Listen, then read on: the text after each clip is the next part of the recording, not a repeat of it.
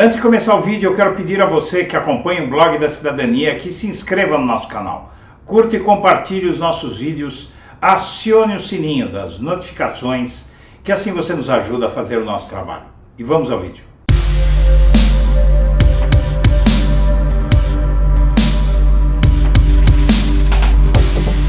Boa tarde, senhoras e senhores. Está começando o Blog da Cidadania ao meio-dia e hoje com uma notícia que de certa forma é um pouco surpreendente. A eleição de 2022 gerou um Congresso, inclusive mais à direita do que o esperado. Não é? Apesar de a esquerda ter crescido um pouco no Congresso Nacional, na Câmara, no Senado, a direita cresceu muito mais. E o partido do Bolsonaro inflou e é hoje o maior partido da Câmara. E a base, a enorme base de Bolsonaro, comprada a peso de ouro, a base de apoio do Bolsonaro no Congresso, tanto no Senado quanto na Câmara, que permitiu que ele mudasse a Constituição, que ele acabasse com direitos trabalhistas, que ele resistisse a impeachment, que ele fizesse o que quisesse nesse país, que gastasse bilhões, R$500 bilhão o Bolsonaro gastou em bondades eleitorais, na verdade, quase 5% do PIB, mais de 5% do PIB brasileiro. E, na verdade, o ditado de que não há honra entre os ladrões se mostra cada vez mais verdadeiro, porque a base de apoio do Bolsonaro o abandonou. O Bolsonaro está sendo abandonado por aliados de todos os lados. O Tarcísio de Freitas, por exemplo, já disse que nunca foi bolsonarista raiz, se afastou do Bolsonaro, apareceu confraternizando com Alexandre de Moraes. Isso é o que é mais impressionante nesse processo todo.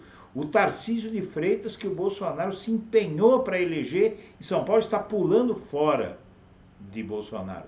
O Bolsonaro está sendo abandonado e o que se prevê é que a base de apoio de Lula vai ser muito maior e o Lula deve ter mais poder, principalmente pela seguinte razão: porque o STF deve acabar com a farra do orçamento secreto, então realmente o Congresso não vai poder mais chantagear o Lula como queria, não é? Como queriam alguns, como queria ou como quer ainda o Arthur Lira, o presidente da Câmara. O Lula já concordou em não disputar a presidência da Câmara com ele, porque ele tem muita força na Câmara dos Deputados, e está tentando um entendimento. Mas a surpresa que decorreu da votação da PEC da transição, que disponibilizou cerca de 170 bilhões, não é? 140 e poucos bilhões, 145 bilhões de aumento no teto de extrapolação do teto de gastos e mais 23 bilhões de sobras, de superávit nas contas públicas no ano. Então, com tudo isso, o Lula vai ter cerca de 170 bilhões para investir em Bolsa Família e em outros programas sociais. Mas o que espantou a todos foi a velocidade com que o apoio ao Bolsonaro no Congresso e na classe política em geral desaparecesse. Para isso tem colaborado, evidentemente, a postura do Bolsonaro de ficar em silêncio, de não falar, de ficar chorando em público, de dar demonstrações de fraqueza. Aquele que se dizia imbrochável, ele está se revelando não só brochável, como covarde, como uma figura patética, que não chorou. Minha amiga, meu amigo, esse homem não chorou por centenas de milhares de vítimas da pandemia, não se emociona com os dramas que a população brasileira vive sob o seu governo nefasto e chora por uma derrota eleitoral e dá essas demonstrações públicas de depressão, Não é? Imaginem você, minha amiga, meu amigo, imagine se o Lula tivesse que entrar em depressão. O Lula foi preso, tiraram todos os bens dele, a mulher dele morreu por causa da Lava Jato, o irmão dele morreu por causa da Lava Jato, ele não viu o netinho de 7 anos morrer e ainda enfrentou chacota do Ministério Público, da Lava Jato, do Dallagnol e Companhia Limitada, debocharam da morte do neto do Lula. Nunca se viu o Lula baixar a cabeça, nunca ninguém viu o Lula choramingando pelos cantos pela situação que impuseram a ele. Ele ficou quase 2 anos trancado numa salinha de 3x4. Depois de tudo que ele passou, nunca esse homem baixou a cabeça. E o Bolsonaro, por causa de uma derrota eleitoral, ele faz tudo o que está fazendo. E por conta disso, ele está sendo abandonado porque, inclusive, se quebrou aquela mística de que ele era alguém valente, não é? Mito e etc, etc. Tudo isso está virando pó. Na verdade, já virou e os aliados estão pulando fora com uma velocidade impressionante. Agora, a vitória de Lula no Congresso fez com que o Bolsonaro surtasse e entrasse em desespero. Ele, num evento nessa semana no STJ, ele disse que tem certeza que vai ser preso e vai sofrer perseguição judicial, e com tudo isso o Lula já é o presidente praticamente de fato do Brasil, ninguém mais nem dá bola para o Bolsonaro, e agora ele demonstra que vai ter um controle do Congresso muito maior do que tinha o Bolsonaro. Na verdade, não há que se falar em controle, né? O termo está mal empregado. O que se pode falar é em força no Congresso, não é?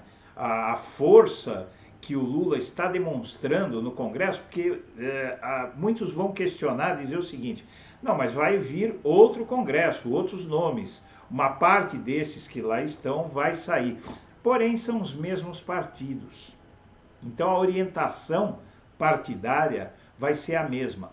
E só o PP e o PL, nessa questão da PEC da transição, ficaram junto com o Bolsonaro. Mas o PL rachado e o PP rachado. Então, os dois únicos partidos que apoiaram o Bolsonaro no Senado, nessa votação da PEC da transição, foram parte do PL, não o PL inteiro, e parte do PP. Os outros partidos todos votaram a favor da PEC da transição. O Lula conseguiu uma votação acachapante, ele teve 64 votos, e os oposicionistas que quiseram barrar a PEC da transição foram 13. Vejam só, até o número é engraçado, o número 13. E com tudo isso, então, aqui na imprensa já se vê surpresas, como um editorial do jornal Estado de São Paulo de hoje, elogiando e citando a força do Lula. O jornal Estado de São Paulo, que é antipetista, até hoje é antipetista, até hoje fala mal do Lula, do PT, mas teve que se render à estratégia e à habilidade com que o Lula conduziu esse processo. Ele chegou a Brasília, botou ordem na casa, a votação aconteceu e venceu.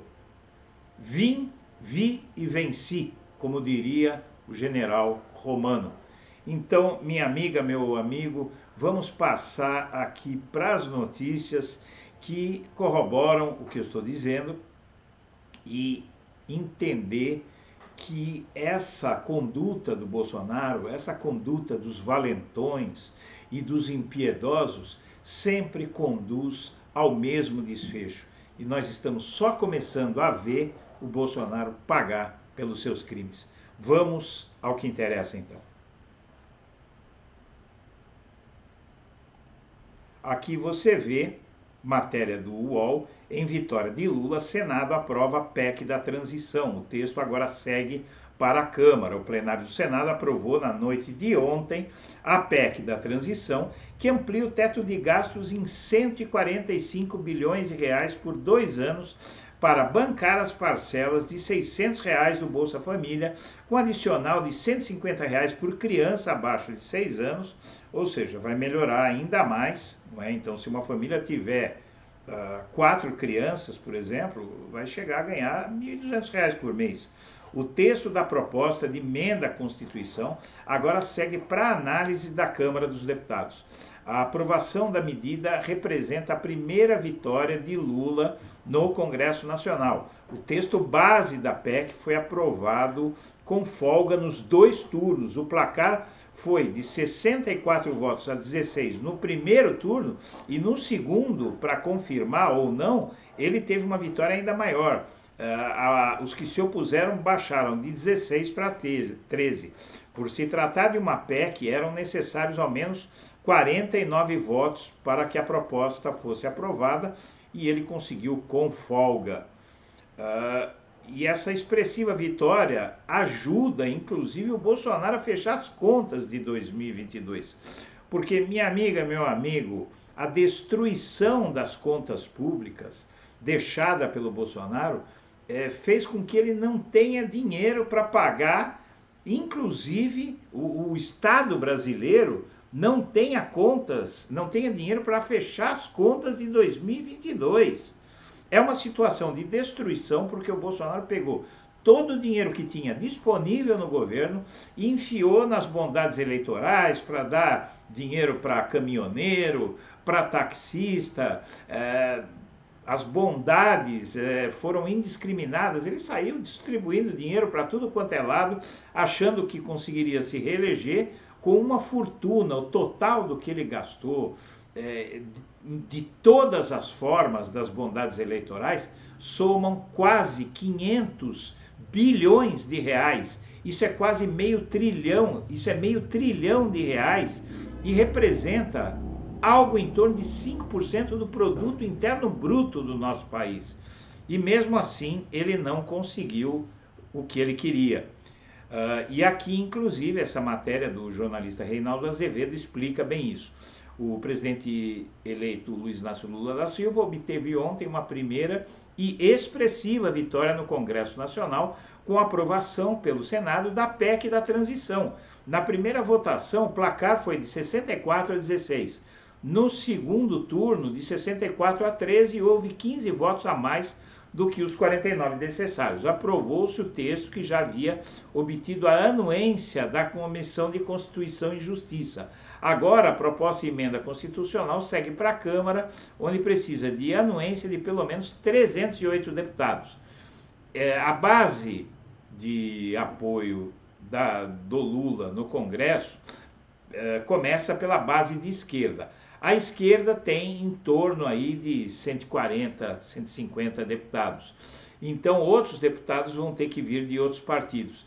Em essência, a proposta aprovada prevê elevação do teto de gastos de 145 bilhões por 2 anos para bancar o Bolsa Família, libera 23,9 bilhões para investimentos decorrentes de verbas extraordinárias.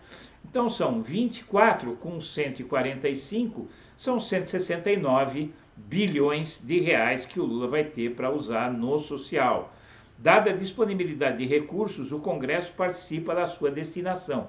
O Executivo deve entrar em uma nova proposta de âncora fiscal até 31 de agosto, ou seja, tem que montar um novo esquema diferente do teto de gastos, que é algo que tem travado o crescimento do Brasil. Os recursos parados nas contas do PIS/PASEP há no mínimo 20 anos podem ser apropriados pelo Tesouro para aplicação em investimentos. Estima-se que o montante possa chegar a 24 bilhões. A possibilidade de usar a receita extraordinária até o limite de 23,9 bilhões valia para o ano de 2023. E aqui, essa matéria da CNN que mostra bem a situação. Placar da PEC aponta que a base aliada de Bolsonaro já migrou para Lula. Apenas o PL de Bolsonaro e o PP de Ciro Nogueira orientaram a votação contra a proposta de emenda à Constituição. e também muitos não seguiram, não é? O placar da votação da PEC do estouro no Senado aponta que a base aliada de Bolsonaro votou majoritariamente a favor do texto defendido por Lula. Um bom sinal disso é o placar que mostra como cada partido encaminhou a votação. Apenas o PL de Bolsonaro e o PP de Ciro Nogueira refugaram, não é? Porque, na verdade, é o papel deles.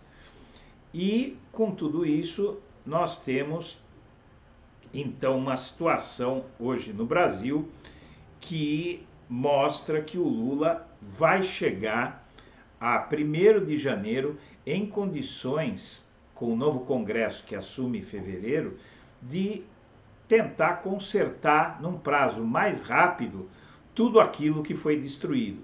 E para isso, ele ter o apoio que está sendo demonstrado na Câmara dos Deputados e no Senado. Na Câmara se espera também um resultado bastante favorável a ele, porque na verdade o que o Bolsonaro fez nesses anos todos foi despejar dinheiro em cima dos partidos para conseguir aprovar aquilo que interessava para ele, e ele abriu mão de governar, não é? O Bolsonaro, para conseguir dinheiro para comprar votos na eleição, ele abriu mão de governar. Ele entregou o orçamento da República ao Arthur Lira, presidente do Congresso, que tinha bilhões aí para usar como quisesse, inclusive em corrupção. Os casos de corrupção se sucedem, porém o Supremo Tribunal Federal está analisando o orçamento secreto, que foi a fórmula pela qual o Bolsonaro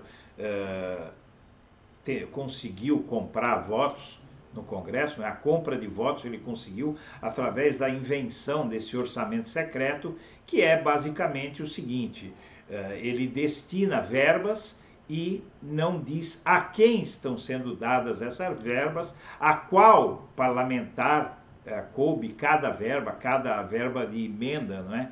Que é para o deputado destinar à sua região. Então, o deputado que é da região X, ele recebe tantos milhões e usa como quer, e o nome dele não aparece lá, por isso se chama orçamento secreto. E isso agora vai acabar, porque o STF deve proibir, já há a perspectiva de que o STF proíba essa prática, não é? Porque é inclusive corrupção, é compra de votos. Não é? Isso dá 100 vezes mais do que disseram que foi o mensalão do PT. Isso que constitui o orçamento secreto é muitas vezes maior. Eu disse 100 vezes, evidentemente é um exagero, mas é muito maior, não é? E isso mostra que a história sobre o mensalão não passou de um golpe, de uma invenção, porque está aí o Bolsonaro fazendo à luz do dia o que queria, o que não queria, e nunca aconteceu nada. Então, minha amiga, meu amigo, eu quero agradecer a sua atenção e prepare-se para entrar no ano da virada. O Brasil vai voltar, e vai voltar com um Lula muito mais experiente e que já mostrou a sua força antes mesmo de assumir. O Brasil tem o que comemorar hoje. Um abraço para todo mundo.